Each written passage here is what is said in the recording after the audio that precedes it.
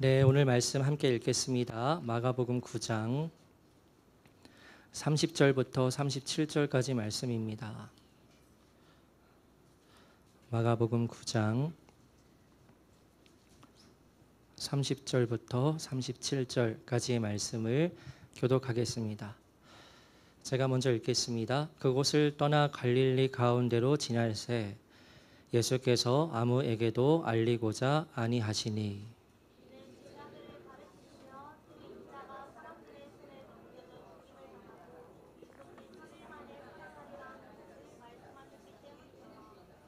그러나 제자들은 이 말씀을 깨닫지 못하고 묻기도 두려워하더라.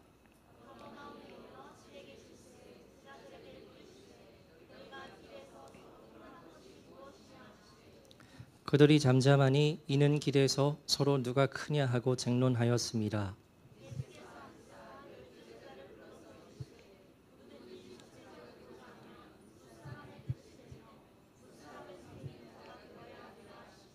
어린아이 하나를 데려다가 그들 가운데 세우시고 안으시며 제자들에게 이르시되 누구든지 내 이름으로 이런 어린아이를 영접하면 곧 나를 영접함이요 누구든지 나를 영접하면 나를 영접함이 아니요 나를 보내신 이를 영접함이니라. 아멘.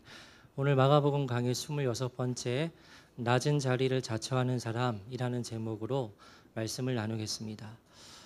어렸을 때 제가 즐겨보았던 책의 장르 중에서 추리소설이 있었습니다. 추리소설 중에 대표적으로는 한 번쯤은 들어보셨겠지만 셜록 홈즈라는 시리즈가 있죠. 요즘에는 TV 드라마로도 제작되어서 많은 사람들에게 인기가 있더라고요. 영국의 아서 코난 도일이라는 이름을 가진 작가가 셜록 홈즈라는 인물을 창조해서 여러 작품을 써냈는데요. 그래서 그와 같은 추리소설을 제가 보게 되면 어떻게 사람이 이렇게 기발한 생각을 할 수 있지?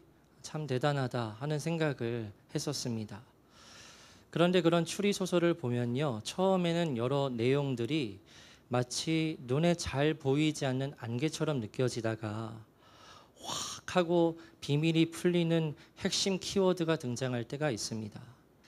그 전까지는요, 왜 이런 일이 일어나는지, 무슨 이유 때문에 이런 사건이 진행되었는지 잘 알지 못하다가 이 핵심 키워드가 설명이 되면 모든 의문들이 다 풀리게 되는 거예요. 왜 이와 같은 말씀을 드리느냐 하면 지금 우리가 다루고 있는 마가복음의 말씀이 이 말씀을 이 추리소설에 빗댈 수 있다는 생각이 들었습니다. 방금 말씀드린 것처럼 내용이 전개되다가 핵심 키워드가 나오게 되고 이것이 사람들에게 설명이 될 때 이전에 그 모든 상황들이 벌어졌던 분명한 이유를 다 알게 되는 거지요. 그래서 마가복음을 이 말씀을 처음 읽게 된 당시의 독자들은 예수님에 대해서 궁금했을 겁니다. 이 예수라는 사람의 정체가 정말 하나님의 아들이 맞을까? 그렇다면 이 예수가 기적들을 일으키는 이유는 무엇일까? 그리고 그가 정말 이루고자 하는 목적은 무엇일까 하면서 질문을 가졌을 거예요. 우리는 이미 핵심 키워드를 다 알고 있지요. 그래서 마치 정답을 알고 있어서 그것을 토대로 성경 말씀을 오늘날 읽지만 이 마가복음의 말씀을 처음 읽는 사람들은 읽으면서 궁금했을 거예요. 여기서 왜 이런 기적이 벌어지지? 왜 예수라는 사람이 이런 말을 하고 있지? 잘 몰랐을 겁니다. 그런데 이 모든 의문들을 해소하는 그 핵심 키워드가 마가복음 8장 하반부에서 밝혀지지요. 예수님께서 이 땅에 오신 이유와 목적이 예수님의 입술을 통해서 처음으로 설명이 됩니다. 그것이 바로 십자가라는 거예요. 예수님께서 십자가에서 죽으시고 다시 살아나신다는 그 복음의 핵심이 마가복음 8장 하반부에 이르러서야 처음으로 밝혀진 겁니다. 그런데 그 말씀을 듣게 된 제자들의 반응이 어떠했냐면 이러한 반응이었습니다. 충격, 공포, 두려움 그 자체였습니다. 아무리 이해를 하려고 해도 예수님의 입에서 나온 그 십자가, 죽음, 부활, 이와 같은 말씀이 도저히 이해가 되지 않는 겁니다. 그래서 오늘 본문의 말씀을 보면요, 예수님께서 사역하던 곳을 떠나시고 제자들과 함께 갈릴리 가운데로 지나가시는데 아무에게도 알리고자 하지 않으셨다고 말합니다. 우리 30절 말씀을 함께 읽어보겠습니다. 시작. 그곳을 떠나 갈릴리 가운데로 지날새 예수께서 아무에게도 알리고자 아니하시니. 아멘. 왜 예수님께서 행선지를 아무에게도 알리고자 하지 않으셨을까요? 곧바로 그 뒤에 이유가 나옵니다. 이는 제자들을 가르치시기 위함이었다는 거예요. 무엇을 가르치시기 위함이었을까요? 그것도 자세히 그 뒤에 하반부 나오는데, 인자가 사람들의 손에 넘겨져 죽임을 당하고 죽은 지 3일 만에 살아나리라 하는, 여러분, 핵심 키워드. 이 핵심 키워드를 가르치시기 위함이었어요. 그래서 아무에게도 행선지를 알리지 아니하시고 제자들을 집중적으로 가르치시기 위한 시간을 가지십니다. 하나님 나라의 핵심 키워드가 이미 공개되었습니다. 십자가와 부활, 복음의 핵심이 이제는 환히 드러났습니다. 그런데 정작 제자들은 예수님께서 그에 대해 가르치시는데도 깨닫지를 못하는 거예요. 모르면 무엇을 해야 됩니까? 질문을 해야 되죠. 잘 모르겠으면 질문을 하면 돼요. 그런데 제자들은 예수님께 질문을 하기도 두려워했다라고 말합니다. 우리 32절 말씀 읽겠습니다. 시작. 그러나 제자들은 이 말씀을 깨닫지 못하고 묻기도 두려워하더라. 아멘. 아직까지도 제자들에게는 그 십자가라는 단어가 주는 충격이 가시지를 않는 겁니다. 예수님께서 이제 곧 죽게 되신다는 말씀을 도저히 받아들이기 어려운 겁니다. 인정하기 싫습니다. 생각만 해도 끔찍합니다. 이 부분에 대해 예수님께 질문을 해도 우리들이 원하는 답이 오지 않을 것 같은 겁니다. 여러분, 그때까지 제자들이 가지고 있었던 생각을 우리가 깊이 살펴봐야 하는데요. 이 12명의 제자들을 누가 부르셨습니까? 예수님께서 부르셨어요. 밤새도록 기도하신 이후에 예수님께서 이 12명의 제자들을 직접 선택하십니다. 그러면 이때 이 제자들은 무엇 때문에 모든 것을 버리고 예수님을 따랐을까요? 베드로 같은 경우에는 누가복음 말씀에 자세히 기록되어 있지요. 예수님의 기적을 보고 자신이 정말 죄인인 것을 깨닫게 됩니다. 그리고 예수님께서 내가 너로 하여금 사람을 낚는 어부가 되게 하겠다는 그 예수님의 말씀을 듣고 이 베드로가 모든 것을 버리고 예수님을 따르게 되죠.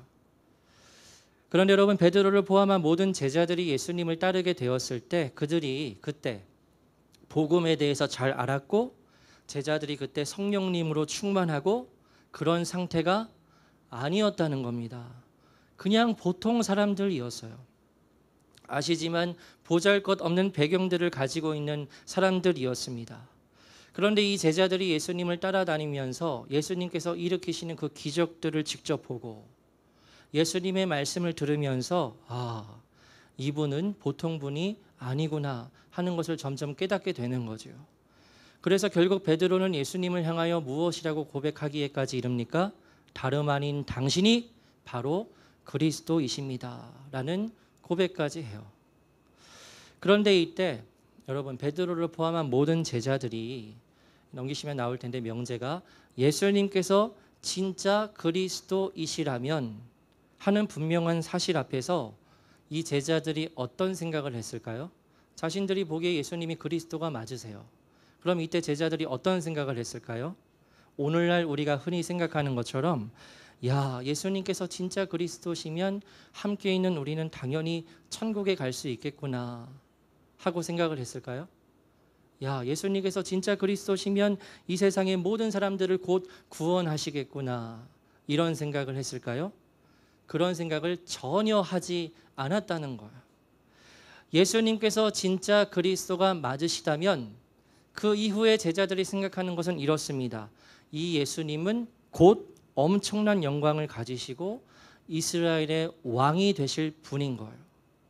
이스라엘 사람들이 그렇게 존경하는 다윗과 비교할 수 없는 엄청난 영광을 가진 이스라엘의 왕이 되시는 겁니다. 왜냐하면 이분이 그리스도이시거든요.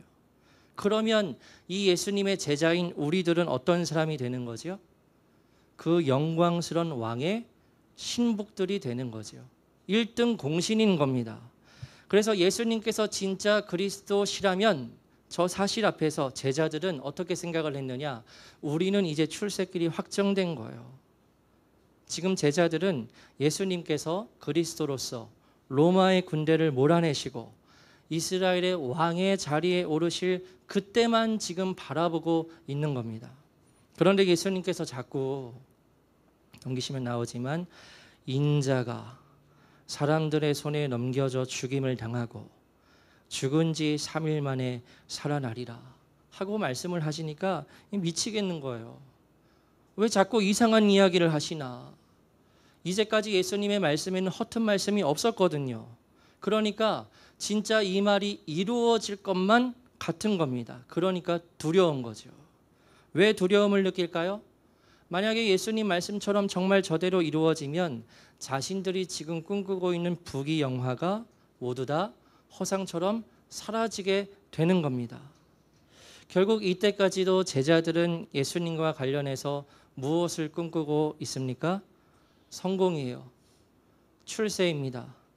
내가 잘 되는 겁니다. 낮은 자리가 아니라 높은 자리에 오르게 되는 그때를 꿈꾸고 있는 거예요. 그래서 이어지는 말씀을 보면 다음과 같은 내용이 나오는데요. 33절 말씀을 보면 예수님과 제자들이 가버나움에 이르게 되는데, 가버나움은 예수님께서 갈릴리에서 사역하실 때 본거지가 되었던 중요한 장소입니다. 그래서 가버나움의 한 집에 예수님께서 계실 때 제자들에게 예수님께서 질문을 하세요. 어떠한 질문입니까? 너희가 길에서 토론한 것이 무엇이냐라는 질문이었어요. 그 예수님의 제자의 질문들은 대답을 하지 못했습니다. 대답을 할 수가 없었습니다. 왜 그랬을까요? 무엇 때문에 길에서 싸움을 했는지 말씀을 드리기가 부끄럽고 민망했기 때문이에요. 우리 2절 말씀을 읽어보겠습니다. 시작. 가버나움에 이르러 제자들에게 물으시되 너희가 길에서 서로 토론한 것이 무엇이냐 하시되 그들이 잠잠하니 이는 길에서 서로 너냐 하고 쟁문하였습니다. 아멘. 무슨 말입니까? 길 가운데서 제자들이 누가 크냐고 서로 싸웠다는 거예요. 왜 제자들이 더 누가 큰지 싸움을 했을까요? 다 연결이 되는 겁니다. 예수님께서 그리스도이세요.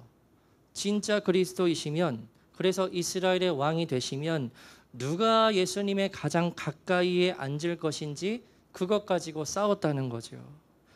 지금 제자들의 마음이 엄한 데에 가 있는 겁니다. 예수님께서 계속 십자가 죽음에 대해서 언급하시고 가르치시는데도 제자들은 지금 김칫국을 마시고 있는 거예요. 그래서 예수님께서 제자들을 모두 부르셔서 말씀하십니다. 35절인데요. 우리 읽겠습니다. 시작. 예수께서 앉으사 12 제자를 불러서 이르시되 누구든지 첫째가 되고자 하면 무사람의 끝이 되며 무사람을 섬기는 자가 되어야 하리라 하시고. 아멘. 예수님께서 중요한 가르침을 제자들에게 가르치십니다. 하나님 나라의 원리를 가르치세요. 누구든지 첫째가 되고자 하면 무사람의 끝이 된다는 겁니다. 여기 보면 한글 성경에서는 가정법으로 쓰여 있는 것처럼 보이지만 원어를 보면 당위나 명령의 의미입니다. 그러니까 하나 넘기시 나오겠지만 반드시 그렇게 된다는 거예요. 누구든지 첫째가 되고자 하면 반드시 무사람의 끝이 될 것이다. 될 수밖에 없다 하고 강조해서 예수님께서 말씀을 하시는 거예요. 이와 같은 말씀은 하나님 나라에서 누구나 큰 사람이 되고 싶고 높은 자리에 앉고 싶고 권력을 가진 사람이 되고 싶어 한다면 그는 반드시 가장 낮은 자가 될 것이라는 경고의 말씀을 제자들에게 가르치시는 겁니다. 제자들은 지금 큰 사람이 되고 싶습니다. 서로 예수님께 더 가까이 붙어서 더 높은 자리에 앉고 싶은 겁니다. 그러한 마음을 가진 제자들에게 예수님께서는 만약 너희가 그런 마음을 가지고 있다면 반드시 사람을 섬기는 가장 낮은 종의 자리로 내려갈 수밖에 없다는 경고의 말씀을 가르치세요. 말씀드렸듯이 이것은 곧 하나님 나라의 법칙입니다. 예수님께서 말씀하시는 그 하나님 나라에서 통용되는 그러한 원리예요. 그리고 예수님께서는 이 하나님 나라의 원리를 다시 한번 확증하시기 위해서 어린아이 한 명을 부르시고 말씀을 하십니다. 우리 36절, 37절 두 절을 읽겠습니다. 시작. 어린아이 하나를 데려다가 그들 가운데 세우시고 안으시며 제자들에게 이르시되 누구든지 내 이름으로 이런 어린아이 하나를 영접하면 곧 나를 영접함이요 누구든지 나를 영접하면 나를 영접함이 아니요 나를 보내신 이를 영접함이니라. 아멘. 오늘 교회학교 아이들 함께 예배드리고 있는 가운데 오늘 본문의 말씀이 어린아이가 나와서 반가운 마음이 들었습니다. 36절 말씀을 보시면 어린아이 한 명을 예수님께서 데려오세요. 그리고 제자들 앞에 세우십니다. 그런데 그 다음에 뭐라고 기록되어 있죠? 그 어린아이를 안으셨어요. 여러분, 당시 어린아이의 존재는 어떠한 존재로 사람들에게 보통 여겨졌냐면요, 하찮은 존재로 여겼습니다. 어린아이들은 이성이 발달하지 않은 미련한 존재로 생각을 했어요. 그래서 아이들을 귀하게 여긴다? 그런 인식 자체가 없었습니다. 오늘날 우리 아이들은 어떠죠? 귀하죠. 이 나라의 보배, 우리의 미래, 보기만 해도 좋은. 그런데 그때에는 그런 인식이 전혀 없었어요. 어떠한 존재였느냐? 그냥 덜 떨어진 존재들, 지성이 발달하지 않았으니까요. 완전하지 않은 존재들, 미숙한 존재들, 하찮은 존재들로 여겼어요. 그래서 다른 복음서에 기록되어 있지만 예수님께 우리 아이들을 좀 축복받으려고 데려오니까 제자들이 어떻게 합니까? 그 사람을 향해서 막 꾸짖죠. 어린아이 같은 하찮은 것들을 예수님께 데려오느냐고, 그런 인식인 거예요. 그 시대가. 그래서 그와 같은 역임을 받는 어린아이를 예수님께서 부르시고는 제자들 앞에서 어떻게 하십니까? 꼭 안아주시는 거예요. 어린아이를 꼭 상징적인 장면이죠. 꼭 안아주시는 겁니다. 그리고 말씀하시지요. 누구든지 내 이름으로 이런 어린아이 하나를 영접하면 곧 나를 영접함이요 누구든지 나를 영접하면 나를 영접함이 아니요 나를 보내신 이를 영접함이니라. 여러분은 어떠하신지 모르겠지만 저는 사람을 보게 될 때 이러한 표현을 잘 이해하실지 모르겠는데요, 마음에서 교만한 냄새를 풍기는 사람을 발견하게 될 때 제 마음에서 곧바로 캐치를 합니다. 은근히 자신을 높이려 하는 그와 같은 사람들도 제 마음에서는 금방 감지가 되더라고요. 그래서 만약에 그러한 냄새를 풍기는 사람이 있으면 깊은 관계를 맺지 않습니다. 한 발 제가 떨어집니다. 그래서 저는 그와 같은 교만한 마음을 가지지 않을 만한 사람들과 함께 친한 교제를 가지기를 좋아했는데요, 이에 해당하는 대표적인 이들이 바로 우리 아이들이죠. 그래서 예전에 아이들의 영혼을 맡아서 사역을 했었을 때 정말 행복했습니다. 가르치는 것을 스펀지같이 다 흡수를 하고요. 그래서 아이들이 점점 말씀에 따라 해요, 애들은. 그래서 순종하고 조금씩 예수님을 닮아가는 모습들을 보이는 것을 아이들에게서 보게 되면 너무 마음이 기쁜 거죠. 지금도 그렇습니다. 우리 교회 학교에서 아이들 예배 드리는 거 보면요, 일렬로 쭈르륵 앉아서 이제 예배를 드리는데 모습을 보면 너무 예쁩니다. 그래서 우리 아이들이 저에게 이제 올 때 아이들의 머리에 제가 잠깐 손을 얹어요. 그리고 잠깐 손을 얹고 제가 눈이 떠 있지만 속으로 하나님께 기도합니다. 하나님, 이 아이에게 복을 주십시오 하고 그렇게 아이를 위해서 기도하는 시간을 갖습니다. 지금 3명이 앉아서 예배 드리고 있는데요, 이제 우리 지호, 지한이, 또 하민이, 시한이 함께 교회 학교에서 함께 예배할 그때를 지금 기다리고 있습니다. 그래서 37절 말씀을 보면 예수님께서 제자들에게 말씀하시는 거예요. 누구든지 내 이름으로 이런 어린아이 하나를 영접하면 곧 나를 영접함이요. 누구든지 나를 영접하면 나를 영접함이 아니고 나를 보내신 이를 영접함이니라. 여러분, 이 37절의 말씀이 35절 앞의 말씀과 어떻게 연결이 될까요?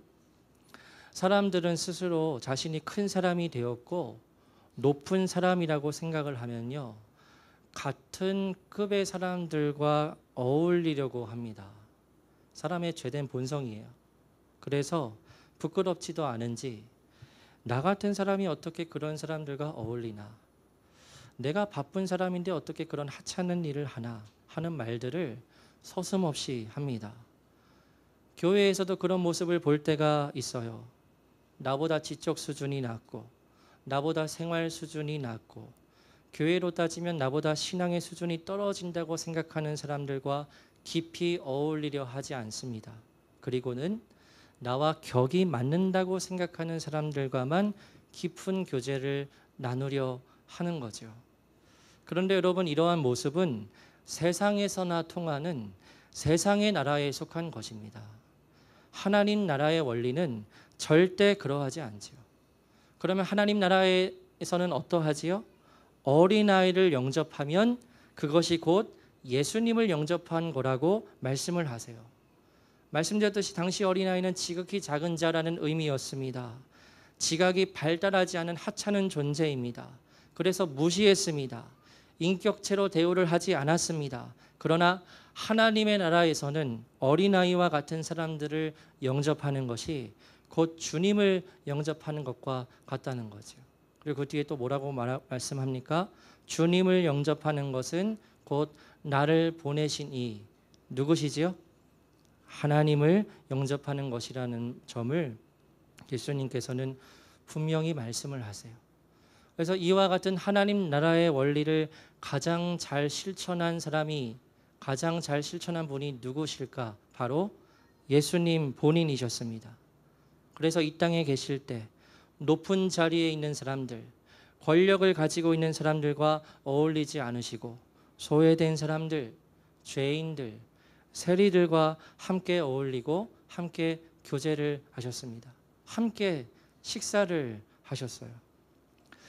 기독교에 대해서 오해를 하는 많은 세상의 사람들은 복음에 대해서 오해하는 지점이 있습니다. 예수님에 대해서도 오해하는 지점이 참 많습니다. 그런데 이와 같은 예수님의 모습을 정확히 알게 될 때 세상의 사람들도 마음이 움직이게 되는 것을 보았어요. 세상의 권력을 가진 자들, 높은 자리에 있는 자들과 함께 하지 않으시고 낮은 자리를 자처하셔서 수많은 죄인들과 세인들을 부르시고는 우리 함께 식사하자, 우리 함께 밥 먹자 라고 따뜻하게 말씀하시고 초대하시는 그 예수님의 모습을 전해 듣게 될 때, 세상의 사람들이 전해 듣게 될 때 예수님에 대해서 또한 복음에 대해서 새롭게 생각을 하는 경우가 있더라고요. 그래서 여러분, 믿음을 가진 우리들에게서 절대 마음이 높고 교만한 냄새가 나서는 안 됩니다. 만약에 그와 같은 냄새를 풍기는 사람이 있다면 그는 세상 나라에 속한 사람이기 때문이에요. 하나님 나라에 속한 사람은 오늘 설교의 제목대로 스스로 낮은 자리를 자처하는 사람이라 할 수 있습니다. 가난한 자, 소외된 자들을 찾아서 그들과 함께 시간을 보내고 마음이 가난한 사람들과 함께 모여서 오직 사람들을 높이는 것이 아니라 예수님만을 높이는 그와 같은 믿음의 교제를 하는 사람들이 바로 하나님 나라 참된 교회에 속한 성도라고 할 수 있다는 거죠. 제가 인천에서 사역을 오래 했습니다. 한 13년 정도 인천에서 전도사 때부터 사역을 했었는데요. 그렇게 인천에서 오랫동안 사역을 하다가 그러다가 이제 용인 수지로 사역지를 옮기게 되면서 크게 놀란 것 중에 하나는 경제적인 상황에 따라 살아가는 모습이 너무 다르고 그에 따라 사람들의 모습이 다르다는 점을 직접 그때 아주 드라마틱하게 보게 되었어요. 용인 수지로 오니까요, 교회 주차장이 벌써 차들부터가 달라요. 인천에서 한번 볼까 말까 한 그와 같은 고급차들이 교회 주차장이 너무 많은 겁니다. 그리고 소위 중산층이라고 하지요. 그에 속하는 분들이 거의 대다수를 차지해서 이루는 공동체를 그때 제가 처음으로 경험을 했어요. 그런데 제가 인천에서 사역을 할 때는 그런 중상층에 해당하는 분들이 거의 없으셨습니다. 참 가난한 분들이 많았고 대다수였어요. 폐지를 줍는 할머니들, 추운 겨울에 트럭에서 구운 닭을 판매하시는 우리 할머니 권사님들, 가난한 분들이 정말 많았습니다. 그런데 주위에서 보게 되는 모습은 이런 분들을 찾아가서 신방을 하고 위로하기보다 교회에 있는 유력한 분들, 중직들, 기업을 운영하는 분들 중심으로 신방이 이루어지는 모습을 보면서 마음이 참 좋지 않았습니다. 그래서 부교육자로 사역을 할 때 그런 분들을 도와드리는 일을 하려고 노력을 했어요. 아까 말씀드렸던 추운 겨울에 닭을 파는 권사님 찾아가서, 할머니 권사님 찾아가서 따뜻한 음료수를 전달드리고, 닭이 많이 팔리지 않았어요. 그러면 값을 치르고 그 닭을 사오고, 그냥 주시려는 거 받으셔야 된다고 해서 사오고, 밤새 교회에서 교회를 돌보시는 일 역할을 하는 관리 집사님께 드리고, 또 허리가 아프셔서 그 분리수거하는 작업을 도와드리고, 그렇게 그와 같은 분들과 함께 시간을 보내고 교제하는 것이 제게는 참 행복한 추억입니다. 그러니까 돌이켜보면 저는 물질적으로 가난한 분들을 말하는 것이 아닙니다. 마음이 가난한 분들과 함께 신앙생활을 할 때 가장 행복했던 것 같습니다. 어린아이들의 영혼을 맡아서 사역을 할 때, 가난하고 소외된 분들을 찾아가서 신방하고 교제할 때, 그것이 저에게는 큰 기쁨이었던 것 같아요. 그리고 지금도 마음이 가난한 우리 성도님들과 함께 신앙생활을 하고 있는 것에 대해 하나님께 감사한 마음을 가지고 있습니다. 여러분, 말씀드리고 싶은 것은요, 우리가 그리스도인이라면 낮은 곳을 향해야 하고 낮은 자리에 자처해야 한다는 오늘 예수님의 말씀을 함께 기억하기 위함이에요. 우리가 예수님과 같이 그렇게 살아갈 수 있어야 한다는 겁니다. 오늘 36절 말씀에서 어린아이를 꼭 안아주시는 예수님의 모습을 한번 생각해 보세요. 오늘날 같으면 그런 모습과 장면이 너무 자연스럽지요. 그 당시에는 그렇지 않았습니다. 근데 그런 하찮고 인격체가 자라지 않은 존재인 그 어린아이를 예수님께서 꼭 안아주시는 거예요. 마음이 따뜻해지지요. 다들 무시하고 한참케 여기는 그 어린아이를 품에 꼭 안으시고, 다들 기피하고 손가락질 받고 정죄를 받는 그 죄인들, 세리들을 부르시고는 우리 함께 식사하자, 우리 함께 밥 먹자 하시는 그 예수님께서 오늘 본문 말씀을 통해서 분명히 제자들에게, 그리고 오늘날 우리에게 가르치시는 겁니다. 그래서 넘겨주시면 아까 35절, 네, 우리 쭉 읽겠습니다. 시작. 예수께서 앉으사 12 제자를 불러서 이르시되 누구든지 첫째가 되고자 하면 무사람의 끝이 되며 무사람을 섬기는 자가 되어야 하리라 하시고, 누구든지 내 이름으로 이런 어린아이 하나를 영접하면 곧 나를 영접하며, 누구든지 나를 영접하면 나를 영접함이 아니요 나를 보내신 이를 영접함이니라. 아멘. 이와 같은 예수님의 말씀을 우리의 마음에 새겨서 이 한 주간 우리가 어떻게 분명한 이 주님의 말씀, 그리고 이 하나님 나라의 원리를 살아갈 수 있을까 생각하고 고민하면서요, 순종하는 한 주를 보내시게 되기를 주님의 이름으로 축복합니다. 그래서 우리의 삶의 모범이 되셔서 낮은 자들을 향하여 다가가시고 그들을 초청하시고 그들과 함께 시간을 보내시는 그런 예수님처럼 그와 같은 겸손한 삶, 진실한 삶을 우리의 일상의 삶 가운데서 순종하며 살아내는 우리 모두가 되기를 축복합니다. 함께 찬양하고 기도하는 시간 갖겠습니다.